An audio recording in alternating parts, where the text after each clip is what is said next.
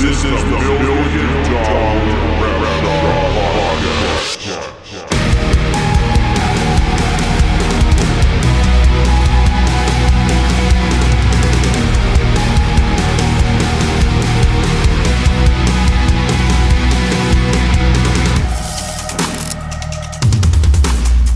Hey guys, what's up? Welcome to the Million Dollar Rap Shop Podcast, where we are focused on growing, building, and sustaining a $1 million rap company. And as always, I have my lovely wife, Tabitha. Hey. And today we're going to be talking about what? What are we going to be talking about today? I thought that was the part you were going to talk about. Oh. But I will go to it. Today's topic is processing the processes and how following systems and processes can get you to the multi-million dollar goal and beyond, like Buzz Lightyear. Sounds interesting. So it's been quite a while since we did our has. last podcast. We've had a lot going on here at the shop and just in our lives in general. And we've really just had to focus on some things that we've had going on here. Yeah, we've had quite a busy year between baseball with Yes. our son and Go Guardians. and just stuff at the shop. We had a grand reopening here where we did a bunch of Ribbon renovations, cutting. and so that was a big deal. It was a lot to plan. Yes. We had a lot of finishing touches to do. And I think if anybody has a business, they know that all those little finishing touches, they add up. And so I would suggest if you're going through that process, you would make yourself a list. Yeah, and ours was very long, so that's why it just. Well, you got You know- I think the hardest thing is that you're having to balance. Everything seems important on every day. And you have to really just analyze what's the most important, because even the things that you want to do, like this podcast, this is something that we enjoy doing. We've gotten a lot of really great positive feedback on it. And but we've had to prioritize the things that actually are our bread and butter that make us money, Mhm. but also the things that are great to reward all the hard work that we've had going into the business thus far, and with our Chamber of Commerce ribbon cutting that we just had. And that was absolutely amazing, phenomenal. And thank you to everybody who took part in that, because Yeah. all of the employees and everybody here at our shop at Raps Inc., they have done a phenomenal job. And they had some really great ideas, some things that I wouldn't normally have done, and they did it, and it looked amazing. Everything that just came together. So Yeah, and it was we did the renovations a while ago, but it was just like the little things that you're like, oh, I'll get to later, or Yeah.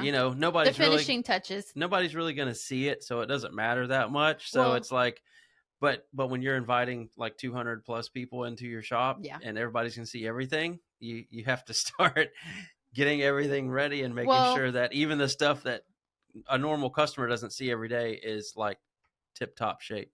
Well, we have tunnel vision when we get into a business, and we see the same thing. Even in our homes, we could see the same thing so much that we start to we don't even notice anymore all of those imperfections. And so Yeah. it's like we have to walk in with a fresh eye, and sometimes it's good to have somebody else that walks in that sees those things, because we might not have seen those anymore, and then you can address those. But anyways, so we've had a really great time. We are so excited to be with you today on this podcast, and hopefully that gives you a little bit of understanding as to what we've had going on and how important Yeah, it was and is. Yeah, because the podcast takes a lot of energy to produce and create, and there's only so many of us, and there's only so much time in a day. So Yeah. like she was saying, we have to just prioritize what was.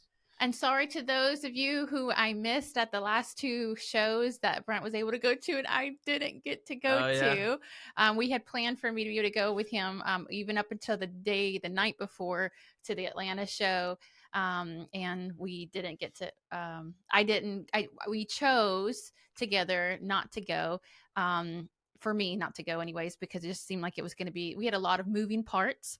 And our son was finishing up his games in baseball, and unfortunately their team lost, not the first game night, but the second one. And I think that would have been hard not having both mom and dad.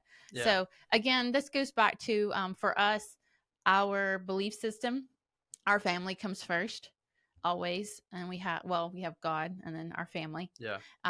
That's where we get our belief system from. Of course, our business, and then we love helping people, so we love this podcast. And I hate for those of you who I missed. Hey, we're back. So let's go into the topic today. Yeah, let's do it. So we were talking about, the topic again is processing the processes, and how following systems and processes can get you to the $1 million goal and beyond. So let's dive into this topic, and let's see where it takes us. So William. Yeah. So Okay. Yeah, and I just said William. So Brent's first name is William, and that's just something that I just love to call him. I don't, even though he goes by Brent. So if you hear me say William, it's my term of endearment for my I'm so love used to it now. hearts. If you called me by Brent, I would probably think there was something wrong with you. Like, what's It going just on? feels weird when I call you Brent, when I just Yeah. say Brent, because you're either William or Daddy when I'm Yeah. talking about, to the kids. I'm like, well, Daddy, da da da da. Yeah. Anyways, so go on. So the topic. Yeah. So processing the processes. This is something that has been on my mind for a while, and it's something that we're currently trying to tackle. It's really an ever evolving thing, because as you grow, new problems arise, and Mhm. a new process has to come in to Mhm. solve that problem, or to Accommodate the growth that you have. yeah, or to eliminate me having to solve every single problem. And Right. that's kind of where we're at now. And Tabitha and I were talking just the other day, and we were talking about processes, and I was just kind of going through, like, man, I have a mountain of work to do. I have I have a process list on my board, and it's really long right now, that we're trying to dive into and tackle. And she was like, well, think about it like this. She was like, what if you died, or what if something happened to you, and then all of a sudden I had to run the business? How would I do that if there weren't the right processes in place? Mhm. And so it really made it real when you said that, because it's like, okay, well, that's something that actually could happen. Mhm. And so, Which I hope to God that does not happen. But the reality is that sometimes you need a perspective shift, and you need to see the importance of why something is so important, and why you have to make it a priority somewhere, because he has so many priorities. And this is going to be something that will help him with everything, with building the business and sustaining it and growing it, like our tagline says.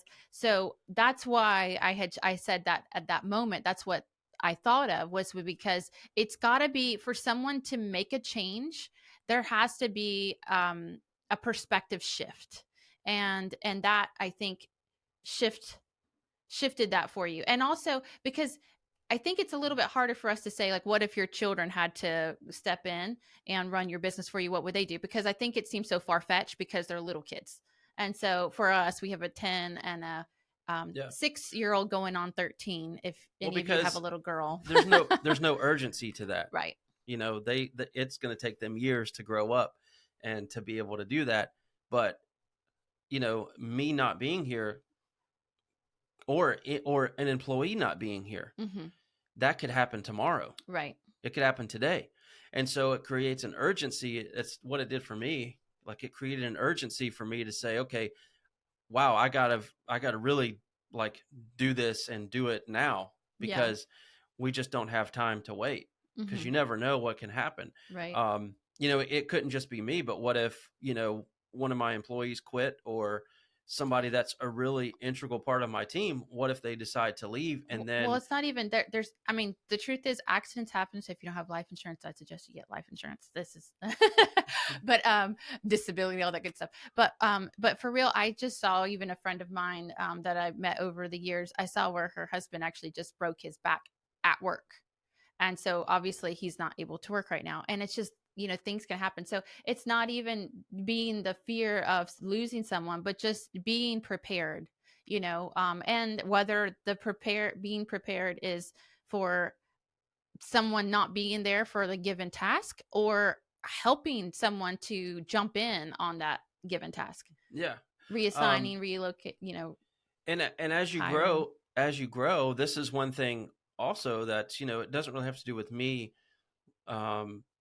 dying or not being here, but it's as you grow and as you add more people to the team, I'm gonna need you to start saying passing on, like dying is just so morbid for me that die. that was just to try to help you so you could see the intensity of. It's your fault. You Like, brought it up. yeah, well, Um, I don't like the thought. but like I was saying, what was I saying? Okay. Sorry, it just sounds so morbid. It's like, But if you're growing, if your business is growing and you're adding new people to your team, it can either create more stress for you, or if you have the right stuff in place, the right processes and systems in place, it can actually be a huge help. And so that's another reason to reiterate like why we need to nail down some of these processes. mhm. And when I say processes, I mean it could be something simple like how to turn on the printer, how to web the laminator, how to clean a car properly. Did you say web? Web, yeah. Oh wow. See, you don't even know what that is. Yeah, it's not web. I'm thinking spider webs. But there's so many things, and being a wrap shop that does a lot of different things, it's not like we're creating just one widget and sending it out the door. Like Mhm. there are hundreds of things that we can create. Yeah. And so, the ones that we utilize the most and the ones that we use as our streams of revenue, those are the things that really need to have a process, and that you need to know exactly every moving part and what it takes to make that product. Right. And that's what helps also for you if you understand. I think that's, again, our topic today is processing the processes. And even in talking right now, part of processing the processes is understanding what you do. Yeah. What is your process thus far? Because then you're able to create, whether you need to create new processes or streamline the processes that you have, or well, I won't get into that because I think you're going to get into that next about some of the stuff we were talking about. So I'll let you go on. I think if I were to say, okay, if I were to start today and say, okay, I'm hearing this podcast, I'm hearing you guys talk about processes, like where do I start? Mm-hmm. Because there is so many things, right? Mm-hmm.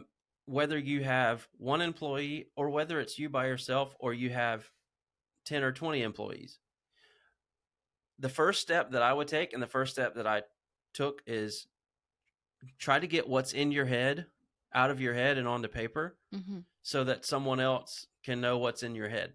Right.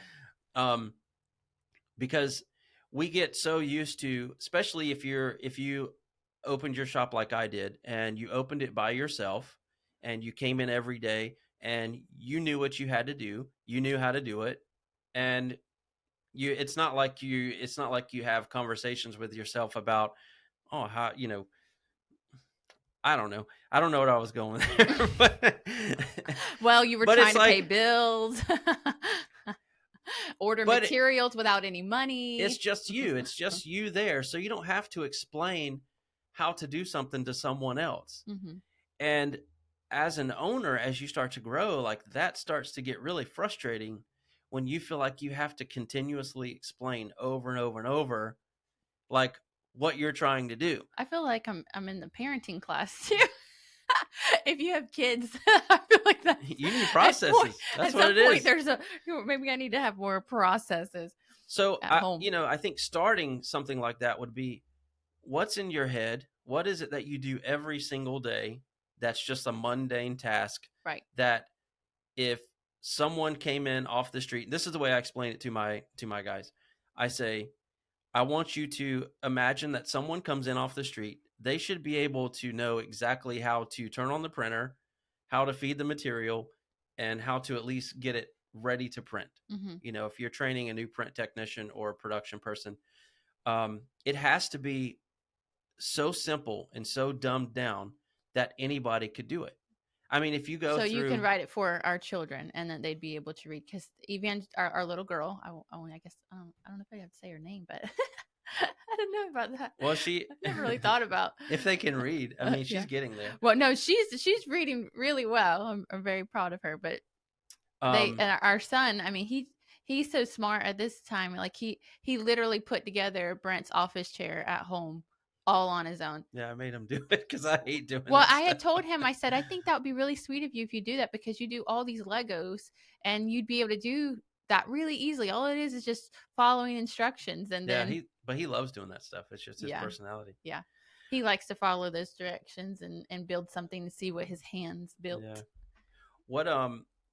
What's really interesting is if you look at places like McDonald's or Mm-hmm. some of these fast food restaurants or Chick-fil-A, it's like no matter what state you go to, you always get the same product and you get the Right. same service most of the time. Right. Chick-fil-A, they're pretty consistent. Mm-hmm. And so think to yourself, like, how does that happen? Right.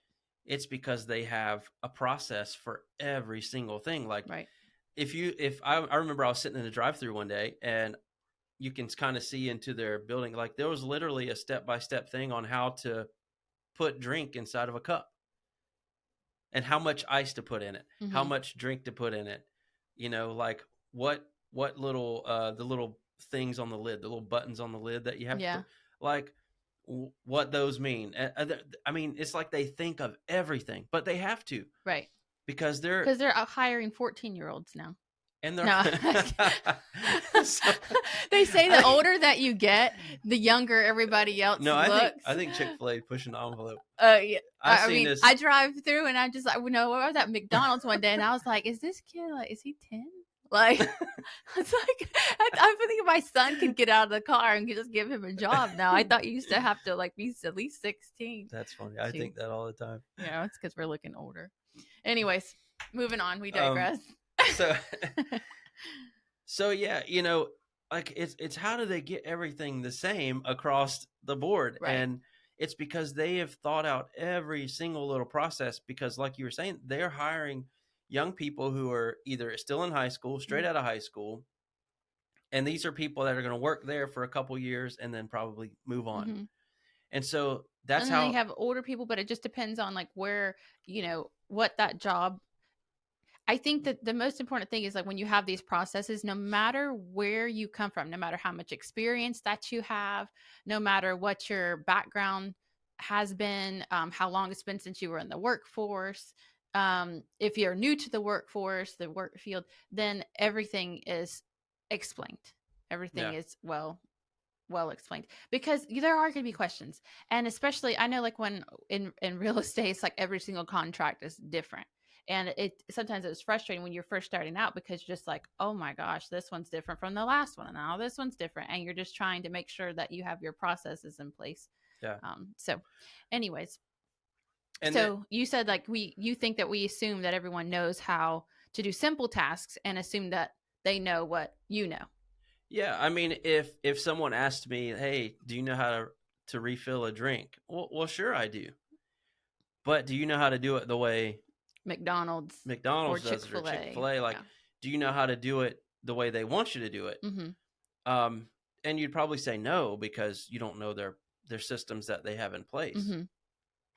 But as a business owner, one thing that we go through and that I went through is you hire someone and then you give them a task to do, right? You say, go wipe down the vehicle and get it prepped. In your mind and in my mind, like that's the easiest thing I could have someone do as far as the wrapping process. Mm-hmm. That's like, I mean, literally in my brain, I could have anybody come off the street and know how to at least clean a car. Mm-hmm. But what happens is I would start to wrap the car, or the install team would start to wrap the car, and then certain parts wouldn't be clean, Mm-hmm. or they wouldn't be clean enough, or they wouldn't use the right solution in the right order to clean it. Like there has to be a way that everything is done, but you can't have high expectations for somebody that you gave no education to. Right. And I think that's the one thing as a business owner that I learned is I can't expect, employee A prepper that I just hired that has no clue about the wrap industry. I can't expect them to know exactly where and how to clean every part of a vehicle that I need cleaned before we can wrap it. Mm-hmm. and because it's one, they don't know the why behind it, so that's educating. Because I know when we first started, I remember we would tell a person to drop off a vehicle. This is like going all the way back to the beginning, and they would go and get it washed through the drive through, like, get it car wash, and they would get it armor all. yeah, And then you go to put the wrap on, and it's not sticking because the armor all has slung all over is the all vehicle. over the vehicle, and it's creating this barrier that the vinyl's not going to adhere as well to. So, or we had another instance that we were hard pressed on a deadline. It was a tractor trailer. They could only come through a certain time of the month every month, and this one day they needed this job done. This one day when we had it scheduled, and it rained, and so we put it on anyways out in the rain. We tried to cover as much as we could. This is going back to the first few years, and this was back when I was. You ever look at the years and you're just like, why did I do that? well, Like, because these were the years, but it was because we were starving. well, And we were just trying to you take were- on any job, and we were trying to please every customer as best exactly we could. It was trying to And- please the customer without also educating them as to why we couldn't. And until we went through the hardship, we learned from the hardship, and then we said, oh, Yeah, this is why I need to educate my customer, to let them know, hey, I can install this for you today, and it might be the best day for you, and I know you're very eager to get it done. However, and this is the only time you're coming through, town. However, it's raining and it will come up. And that's the thing, is it was such a big tractor trailer. We could not fit it in our building. There was no way we could actually get this thing inside our building. It's huge. And we were doing the back half of it. Well, actually, we doing the whole back half and the sides. But anyways, but it ended up being a fiasco. And so I would, one, not recommend it. Two, learn from it. And that's what we're talking about with education, is that you assuming that whenever the person, you just say, hey, clean the vehicle, and you give them no direction, they don't know what you know. So we know that you can't wash the car immediately right before you put it, because when you're tucking in some of those pieces, when you're tucking in that vinyl, there could be water behind there, and it's not going to lay. I'm so proud of you. Like, wow, you sound like a Listen. real rapper over there. Listen, I have heard the conversations that I've also seen But it. that's true, because what happens, and this is what happens if And I don't rap, so that's why he's proud of me. I don't go back there. That the guys do an amazing job back there. So. but if you don't have the right process in place, and this was to my detriment every single time, this is what would happen. So you're sharing from hard lessons learned. Yeah. To educate so that you don't make the same mistake. And also to make the processes, this is part of you processing the process. Yeah. Is what could go wrong. Let's assess that. What did go wrong. Let's assess that. And they make a process for that so that it doesn't happen again. Yeah. And then what goes right so that we can keep repeating that. Yeah. And a good point. duplicating that. That's a good point. But, to my detriment, I wanted to make our customers happy. Yeah. And so I would do everything possible. We're going to get it done. We're going to get it done. Well, they would say when they need it by, and you're like, you're doing everything you can to make sure it happens. I'm like, you want to please them. You're a people pleaser. He is to a degree a people pleaser, like your mom. Your mom loves to feed somebody food. Mhm. She loves to please somebody, like, here, yummy. And so it after you go through that, I think sometimes the best lessons learned are the ones that you did wrong before. Yeah. Because And you don't forget it. what It I hurts. learned through that was, I want to please my customer, but they're going to be really upset when a week later, 2 weeks later, their vehicle wrap is failing because you are in such a rush, or you were trying to do it so quickly, or you're trying to please them. Or you're trying to collect money, and let's just say, like, you're It just always starting comes out. back. It always Okay, comes back to bite you. You So got a bill to pay. You're trying to rush it, and you're trying to collect, and then it comes to bite you in the butt because you rushed the process, you rushed the job, and then you've got to spend the next 3 to 6 months, maybe a year later, to try to fix what you did to begin with. So if you just Yeah. get it right, take the time to think about your process and to make it right to begin with. You don't have to go back and keep fixing those mistakes. And a process is only as good if it's only good if you follow it, right? I mean, you can implementing them is you can is have part of the all challenge. of the processes written down, and I know some people that are like this. They are like process geeks. Like they will write out a process for everything, but they have zero follow through. Mhm. And it's like, they love the creating process of it and like the organization of it, but there's no follow through.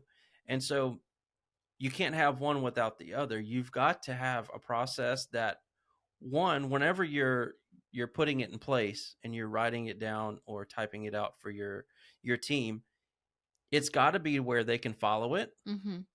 or you're going to be wasting your time. With or without you. Yeah. Because that's what we were talking about. Whether it's a new person coming in, it's somebody who's changing positions in the company, maybe someone's out on vacation, that the ball doesn't get dropped. Yeah. And I think right now on my list, some of my processes are like email follow-ups, call follow-ups, Facebook Messenger, and like all these ways that people Or contact you with and you. communicate. Like there has to be a process as to who's doing that follow-up and how they're following up. Yeah. When an email comes in, who's answering the email and how do they follow up? What is the right way to answer somebody that has a question about, A, B, or C? Mm-hmm. One thing that we ran into is our reception person would be gone, like they would be on vacation. And if you don't have the right person in place whenever they leave, then the phone is just like a free-for-all. Mm-hmm. And if you have a smaller shop, or if you have even a shop of our size, and that reception, the person who answers the phone every day, who has it down to a T, the minute they leave, well, now who's answering the phone? Well, right. it might be so-and-so in production, or it might be graphic designer, or it might be 3 different people. And so if you don't have something in place that says, hey, this is how we answer the phone, this is what we ask, these are the things we need, this is the information we need from them, and this is how we follow up, it's going to get dropped. And then whoever called receptionist, the good receptionist, they're not getting the same service that they got a week ago whenever they're calling now. Right. And so now they start to doubt, like, oh, should I do business with this company? Because they're not being very consistent. Right.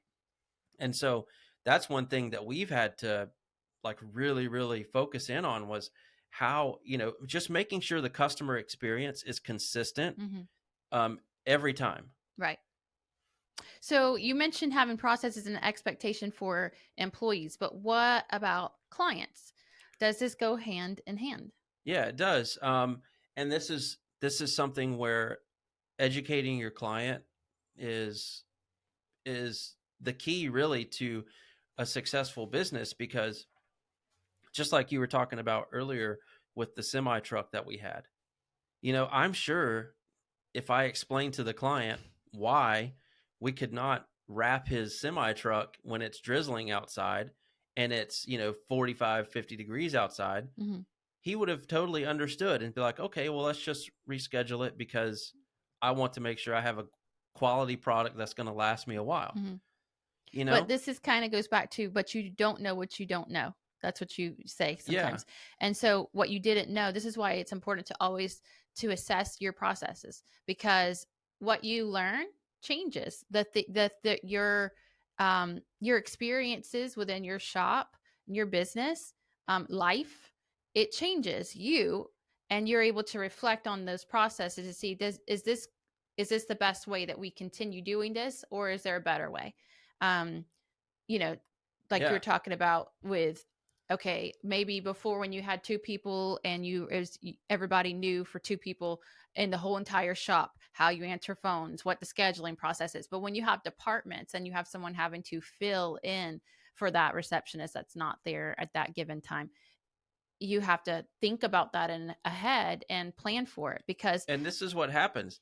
What happens is I'm the one that ends up having to answer the phone. Yeah. because because all of that knowledge is stored up there. it's in my head. Yeah. And I'm the one that's left having to answer the phone. I think this is a great part where if you do the graphics for this, you should put like a nice big brain with lots of information in it. Yeah, sure. Great idea. There's the light bulb. Ding, ding. But so I'm great at graphic design. that's just the kidding. key, because what if you're not there? If Yeah. I'm not here, then who's going to do it? Right.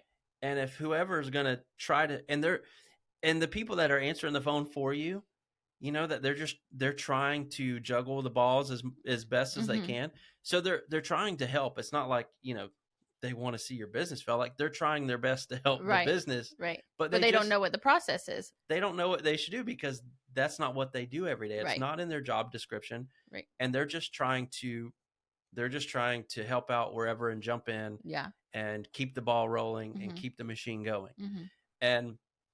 And so a lot of times it's like, if I'm not at the shop and the ball gets dropped and whatever, they're calling me. Mm-hmm. And if you're a business owner and people in your organization don't know what to do, they call you.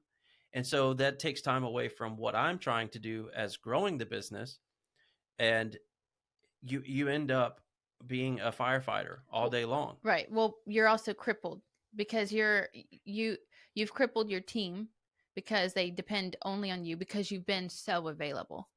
That's true. So you're so available to help everybody, and it's not a bad thing because you want to help, but you have to help them to learn how to do their job without needing you. So that in the event that you're not able to be there, or you're focused on growing your business more so that everybody in the business has more opportunity for growth, for more success, and also more options for your customers and the availability in the process. I mean, the services that you're able to give or supply, you can't. And that's why I think the processes is such a great title, because you're having to process the fact that, okay, changes have to be made at this point. Yeah. I have to, it's at the point where, the processes that we had work in some areas, but they could be improved upon. Yeah. And it's helpful for everybody. It's helpful for your customers because you set expectations. It's helpful for all of your staff because they also know what's expected of them, but they also know the processes in which you do things, so that way when they do something different, you can either hold them accountable, or that's what you said right there. That's good, because if an employee messes up something, I can't hold them accountable because I didn't have the right things in place for them to succeed. Yeah. So if they don't have a roadmap to follow and they veer off course, then how are they going to know they're off course? And then how can you hold them accountable for to something say, that hey, you never educated them on to begin with? Yeah, this is exactly how we do this here. And so you didn't do it this way. So this is why I have to hold you accountable. This is why I have to discipline you, or, write you up, or whatever your process is for that. Yeah. If an employee does something wrong. And there's another process. Like, what do you do when employees do things wrong? Do you write it up? Do you have a one-on-one with them and sit down and say, hey, what's going on? Like, what does that look like? There are so many things that we don't think about that we do every day. Right. Like, as shop owners, there's so many tasks that we do every day that we don't even think about. Right. That really, really need a process. Well, you have to think about it. You've had your business. Well, first of all, you grew up in this industry to begin with. Marketing, advertising. It has its advantages and disadvantages, because I had an advantage because I knew, how to design. I knew how to install. I knew how to do all that stuff at a really young age. But what I didn't know is, because just like most mom and pop shops or a smaller shop, they don't have this stuff in place like corporate America does, or, McDonald's or somewhere like that. And I never worked any of those jobs. Yeah. I never had like a real job per se. Yeah. And so for me to learn that, it was very, very hard to try to like shift my brain to say, like, okay, we need some structure here and we need some process. So we're not making the same mistakes over and over again. It's frustrating for you. It's frustrating for your team, and it's frustrating with each other. Yeah, because And I never you can really- learned that stuff. That's what you're talking about. Is you're what you're doing is because you're planning ahead of what could happen, what could go wrong. You're already what can go right. In order for things to go right, if you plan for that, then it takes putting out those fires every day because you Yeah. planned for them already and they already know there's a process for this. This is if this happens, such and such, we do this, And and you're not putting out fires all day. I 'cause heard it's this very stressful. recently on a podcast. He was talking about a lot of business owners just become firefighters, Mm-hmm. and it seems really cool at first. Mm-hmm. And this is how it was for me, because if you love helping people and you love being the helper, you love seeing people succeed, Getting gratification. you get from, gratification. You're like, oh, you guys got a problem. Okay. And then you come in and you save the day, Mm-hmm. and then you feel good about yourself. Woo! And they're like, wow, big boss came in and saved Yeah. the day. He knows what he's doing. Right. But when you're trying to grow your business and you're trying to do other things, all of a sudden that feeling turns into frustration, Right. because you feel like you've showed them how to do it so many times and they still come to you over and over and over Yeah. because you've created that dependency like you were Right. talking about. Right. And it gets really frustrating, and it can get you, it can create tension between you and your employees, because you're at the point where you're like, I've showed you this 15 times. Why don't you know it yet? Mhm. And then they're in the back of their mind, they're saying, wow, I wish he would like write this down or show us the right way to do it. Right.